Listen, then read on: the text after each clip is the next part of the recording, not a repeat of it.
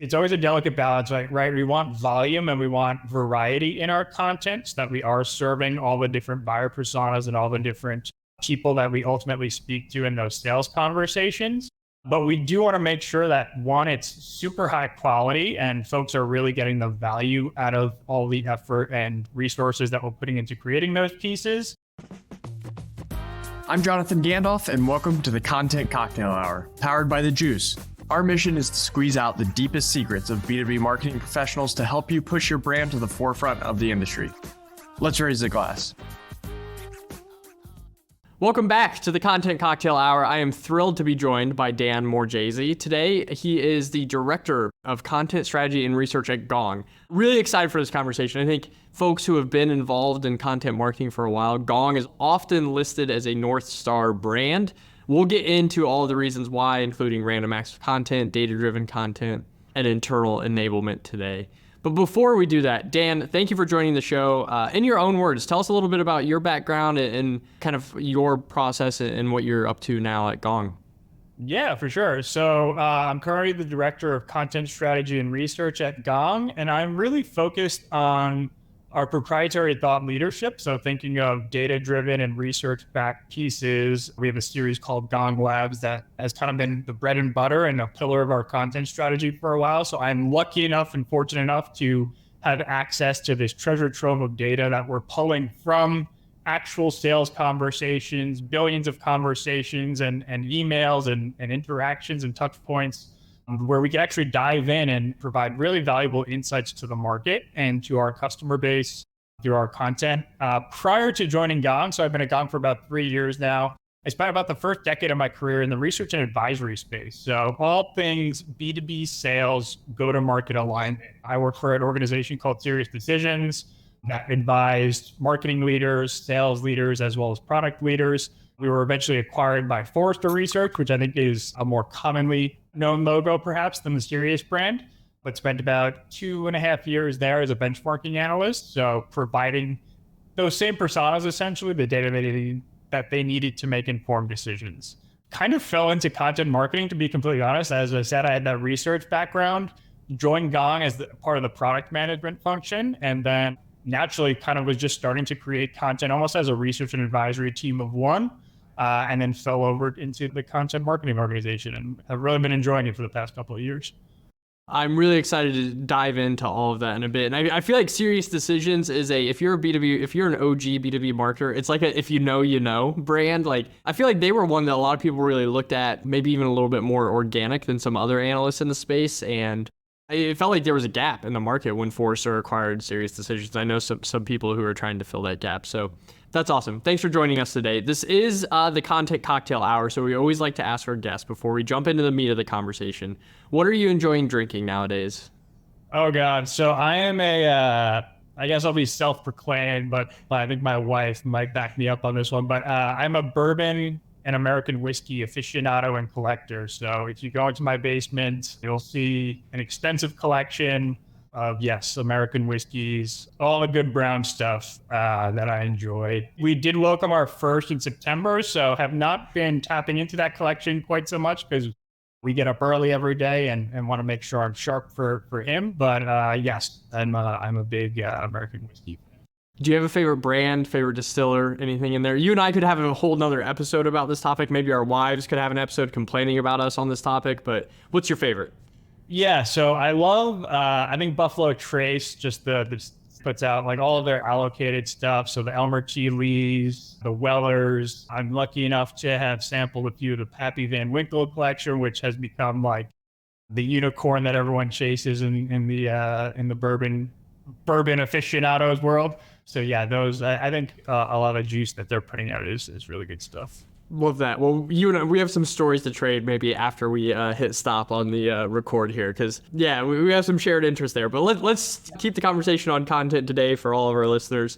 You mentioned you're heavily involved in data research. As I mentioned at the top, that's what Gong, I think your brand from a content perspective has become known for, is that really rich data. We coach our customers all the time, especially now in this AI era, that proprietary data can't be replicated, at least not yet, maybe in the future. And that's where I think a lot of the content effort and energy needs to shift. And you all are often the brand that people are looking at to do that. That said, it was interesting talking to you a little bit prior before recording. It feels like you and your team are still fighting this urge of random acts of content or content for content's sake, which I think so many marketers wrestle with. So tell us a little bit about how you all wrestle with that and avoid creating random acts of content at Gong. Yeah, absolutely. So it's actually, it's a really relevant topic for us internally as we start looking towards the second half of our fiscal year and starting to plan out what does the editorial calendar actually look like. And so obviously, as an organization, we have priorities. As a marketing organization, we have different priorities. So that's always our North Star, right? Like, are we providing content that will help us achieve our organization's goals at the end of the day? And that's whether it's new product launches, whether it's going after new buyer personas, whether it's going to new markets, whether it's going up market and looking at new segments or even new verticals sometimes. So that's always our North Star. And as we're starting to kind of brainstorm and try to fill in an editorial calendar, we'll have ideas, right? And the discovery there is looking at what the industry analysts are talking about. So I mentioned I came from Forrester and Serious Decisions, and all of my ex-colleagues and former partners at those organizations are speaking to hundreds of our buyer persona at the end of the day and creating content and research that's going to help them be better at their jobs. And so one thing I do is like, what are the gaps in some of the industry analyst topics that are covering? What are we hearing from our prospects and customers, right? So I feel very fortunate, and I'm sure every content marketer that has access to Gong in some capacity is very fortunate, or any conversation intelligence tool, right? Hearing the unfiltered voice of customer. When they're getting on the phone with reps, what are the challenges that they're discussing? What are the problems that they're trying to solve? What data are they looking for? We mentioned that we have all this great proprietary data. Well, how do we package it up and serve it to folks so that it's useful for them and actually, relevant to those challenges that they're trying to solve? So there's a variety of different ways that we kind of go about the brainstorming. And again, you can look at what are my competitors doing as well, right? Like what are they writing about? But I think making sure that you're providing content to you for the field to use that rolls back up into those pillars or your organization's priorities, but then also serves the customer is that delicate balance. If we're so self-serving and so internally focused around like, okay, we have these great product launches coming out, let's just create content to really pitch those to our prospects, chances are downloads and views and engagement on that content is going to be pretty low because it's so self-serving.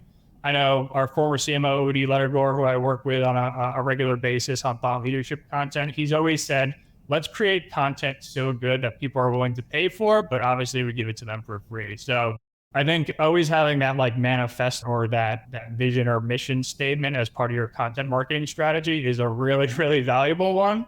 Let's create stuff so good that people would be willing to pay for it, but obviously offer it on the house. And then hopefully that opens up a conversation where they're interested in learning more about our product. That's so good. I love that, hearing the unfiltered voice of customer. And I've heard that heuristic previously for creating content so good that somebody would pay for it. For like, that should be the threshold for putting something behind a gate, right? Because people really are paying for it with their data. So I think like that you've built that into kind of your ethos at Gong is really powerful. So then how do you balance that? Like, okay, we brainstorm, we have ideas, we kind of whittle it down, we make sure everything's aligned. The balance of it's not random, but there's still like a volume threshold that we need to hit to kind of keep the engine running. How do you balance making sure it's not a random act of kindness versus there's enough volume there to keep the engine running? Yeah, it's great. So after we come up with, let's say, I'm just going to draw an arbitrary number. Let's say we come up with 25 ideas for pieces of content. We kind of have a good idea, like this topic would work really well as a Gong Labs report, or this is a more meaty subject. Maybe it's something we should actually run a proprietary research on. So we'll position it as like, we're going to run a survey in field with this target audience, this many recipients or respondents. So we'll try to understand what are the format or the asset types that we're going to create. And then after coming up with that list of, let's say, 25 topics, then it's our time to really go out and validate, like, are these worth our time? I think it's always a delicate balance, right? We want volume and we want variety in our content so that we are serving all the different buyer personas and all the different people that we ultimately speak to in those sales conversations. But we do want to make sure that one, it's super high quality and folks are really getting the value out of all the effort and resources that we're putting into creating those pieces. And so what we do is we want to validate, like, are these topics worth pursuing? And as I mentioned before, I am very fortunate in the sense that I can go into Gong and create trackers. So let's say, for instance, when I first joined Gong, the Great Resignation, the Great Reshuffle was a really hot topic. How do we keep talent motivated? How do we keep them on board? How do we keep them engaged and performing at their best? What I was able to do was just create a tracker, right? And so any variety of topics, any variety or combination of words in which a sales leader might talk about their talent issues, or, hey, we've had a ton of voluntary turnover recently. I can go in and hear directly from the customer. How are they speaking about it? What are the challenges in terms of the Great Reshuffle? Is it getting new folks on board? Is it keeping their existing bench motivated? Is it, really ramping up managers to be able to have the conversations and find the top talent that are looking for new gigs? And what I was able to do with that intelligence is, like, one, this might not be a topic that directly ties back to all of Gong's value props, but it's something our persona cares deeply about. Hear how they're talking about it, and then validate that, yes, this is definitely something that's worth, spending money on running a survey on, spending a couple months actually writing up the content. And it was actually one of our first state of type of reports, and really successful, because I think it was genuinely something that folks cared about. It was very unrelated, I think, to typically how people think about Gong, but hyper relevant to our audience, both customers and prospects alike. I think you're giving away your secrets unintentionally. There are two things there that really stood out to me. One is that you found the data after you have the narrative or the problem or the pain point. I think a lot of times when people are using data and research, it sometimes comes across very clearly in the content. It's like they found a data point that was cool and they kind of craft the narrative around the data point, right? And it's like, you've actually reversed that. It's like you found this pain point or this topic or this theme, and then you go see if there is data supporting it or not supporting it. And I think that's a really powerful nuance of, like, what question are we trying to answer, or what prompt are we seeing in the market that we can react to, that we have access to this data that we can use to our advantage. So I think that's really powerful. And then I think the other thing you mentioned that's really cool is you mentioned the Great Reshuffle or resignation. Like, not necessarily something like Gong isn't going to sell you on that, right? But your persona cares greatly about it. Everybody cared greatly about it at that time, and still does, I would argue. And I think, like, that of just, again, I think it's rooted in that first point I mentioned. You're just listening so intently to market, and it makes sense given what Gong does, but you're able to create something that you know is powerful because the market's already talking about it, as opposed to you trying to convince the market to care about it. Exactly. Yeah. And obviously, so when I first joined, we were creating a category, and it's a delicate balance, right? Like, there's not one right way to go about creating content. But if you are trying to create a category, evangelize that category with customers, prospects, so that they're using the same terminology that you do. You want to convince all of the analyst shops like Gartner and Forrester to really validate your thinking around what this category is. Obviously, you are going to have to create, quote unquote, thought leadership and be provocative and say, like, this is why you should think about this subject matter in this fashion. But I think you have to make sure you're doing both, right? Like, answering the questions that haven't been asked yet, which I think was kind of the goal of the first report around the sales talent that I talked about. But then obviously, as we're creating a category, we created an ebook called What is Revenue Intelligence, and really started to talk. So again, I don't think one strategy is necessarily right or wrong, or like it should be 100%, but having that great mix of content where you can educate the market on where you are trying to lead them, leading a horse to water, but then also answering questions that people are creating. Love that. I want to come back to that kind of evangelizing topic here in just a moment. But before we do that, let's kind of put a bow maybe on this data kind of research-driven content piece. You've mentioned Gong has unique access to data and call recordings and everything. What about smaller teams with less resources, or even bigger teams that are just, maybe they're just getting into more research-driven, data-driven content? How do they get started? Yeah, I think it's starting with going through that discovery process of, like, where can we get started? What's a topic? Like, so I was very fortunate in the sense that Gong Labs was stood up before I joined. We had a great presence in the market. Our content was best in class in terms of what maybe some of our competitors were doing at the time. So I came into a very well established and a great content engine that was already humming. I think getting started specifically on the proprietary thought leadership of leveraging your own product data, which we know is a very fruitful endeavor, right? And like every organization that can do it should be doing it, in my opinion. So I think it's starting small. Like let's pick a topic. Let's see how the data is organized. Let's see who we need to partner with internally and really try to get internal buy-in. It's a heavy lift, right? Like there's usually like data science endeavors so you might have to pull in like engineering or product development, or if you have an R&D team that you're working with to one, get access to the data, two, go and analyze it, making sure like, can we even like answer the questions that we're asking? And then making sure that we have a solid strategy in place of how are we going to serve this up to our audience, right? Is it something that we think is valuable enough to gate? Do we want to experiment more with the blog? Do we want a combination of both? So I think first assessing like, do we even have the data that's viable? Is this a viable strategy for us to do proprietary thought leadership with our own data? How are folks going, like, how do we see folks actually consuming this data? Is it, again, a static blog where we're providing them all the data visualization? Do we want to give them more liberty and like be able to like slice and dice some of this so we're creating like dynamic reports for folks? I think it's identifying what you want that content journey to look like first, and then starting small and executing. Let's start with one topic. Let's experiment. Let's see how it works. Maybe the next time, right, when it's still in its infancy of a project, you go and I don't know, maybe you try a static blog one time, maybe second time we try an interactive gated report. I think experimentation early on is super important. It's something, as I said, I joined like a very well-established content marketing team, but we're still trying experiments internally, right? We create all this great content. Are there different ways we could package it and position it to see if folks want to engage in that way? This is crazy to me, and this is why I love all these conversations so much, because even in that answer, like you're thinking about the distribution strategy, you're thinking about the format, the internal communications, like and similar to your answer previously, it's like data is almost the very last piece of this. It's like you've thought through the questions you want to answer, you've thought through how you want to answer it, and like data, which like is why we're having this conversation, is because you'd think you're sitting there like leading with data, like, oh, we've got all this great data, let's take it to market. But you're actually just like data in all these answers almost feels like it's the last puzzle piece that you get to plug into this puzzle that you've already put together. And I think I've learned something from that, and I think that's a really good insight for any marketers that are thinking about using data in their content.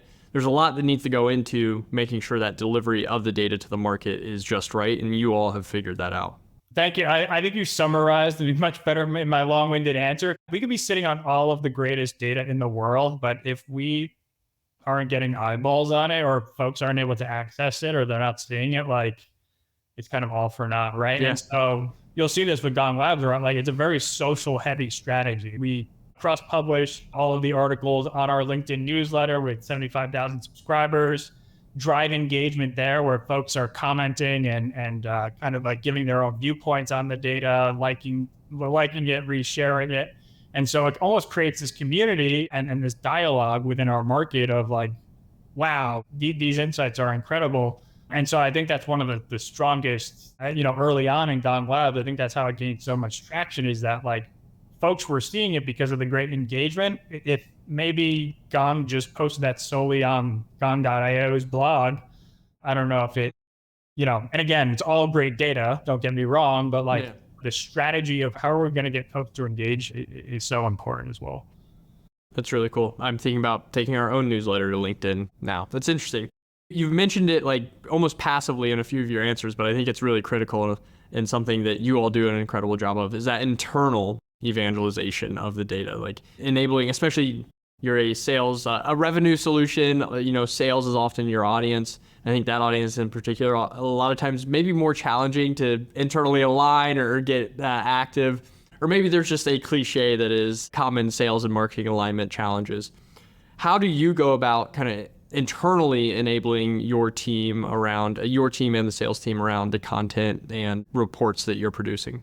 Yeah, this is something that's still very much, I won't call it a challenge, but it's still a huge opportunity for us. So not saying I have all of the answers, but I could share what we do internally and what we're thinking about for the second half of the year.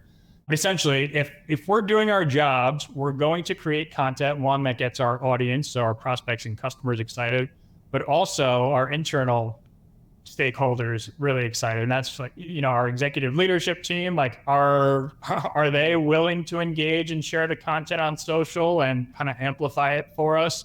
And then even more important than that is, are our sellers really happy with what we're providing? So much so that they want to talk about it with prospects on their sales call. So whether that's incorporating maybe a Gong Labs data point into their talk track, or actually showing a slide or walking through one of our reports. And so what we do is typically around like the very impactful pieces of content we're creating, we'll do what we call a Gongster activation, where we actually have established Slack channels where we're letting folks know, hey, this is the new piece of content. Here's what it's all about. And what I typically do is I'll record like a Loom video or a video in Gong and share that with the audience, usually a 5 to 10 minute overview. Try to keep them short because obviously attention spans and folks are busy. But really, trying to educate them on like how can they speak to the content as if they were the ones that wrote it, right? I think part of our thought leadership content and part of our content strategy is to make everyone internally at Gong a thought leader on all the subjects that we're writing about. And so we really try to do a good job of creating these, what we call enablement packs, which include the video, include a description and abstract, even include some email templates, email copy, social copy if they want to share it with their networks. And so really try to do all the heavy lifting for them to make sharing and speaking to our content as easy as possible.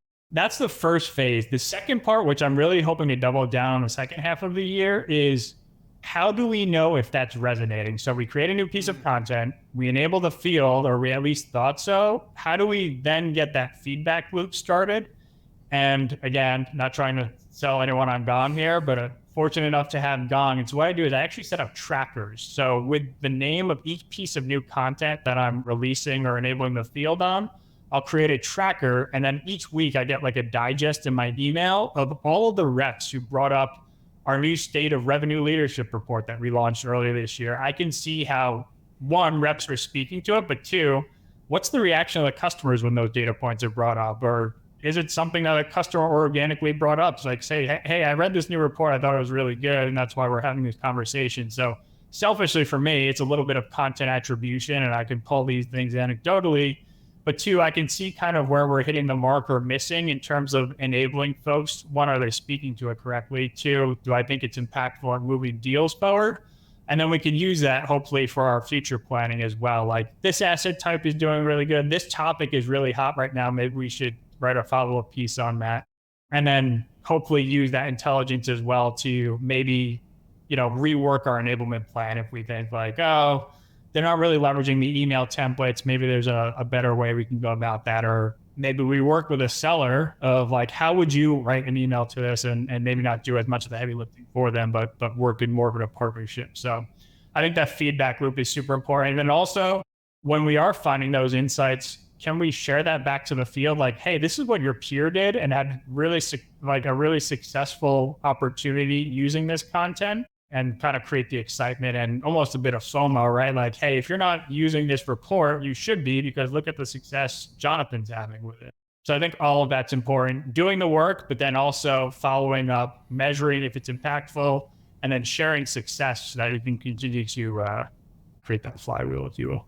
Yeah, you're putting a lot of effort into that internal enablement. I think it shows, obviously, but then I think you're putting a lot of effort into that feedback loop. And I think there's a lot of people, it's a copy and paste of LinkedIn post that they drop in Slack to everybody, and then they're on in the next random act of kindness to go full circle, as opposed to creating that feedback loop and really going deep on that enablement. And again, I think it shows in success you all are having with your content. So kudos to you and the team. We haven't got it all figured out, but yeah, hopefully if we speak again in a year or so, maybe I'll have some new learnings as well. There we go. I love it. We always ask all of our guests, what is one unpopular opinion you have as it pertains to B2B marketing?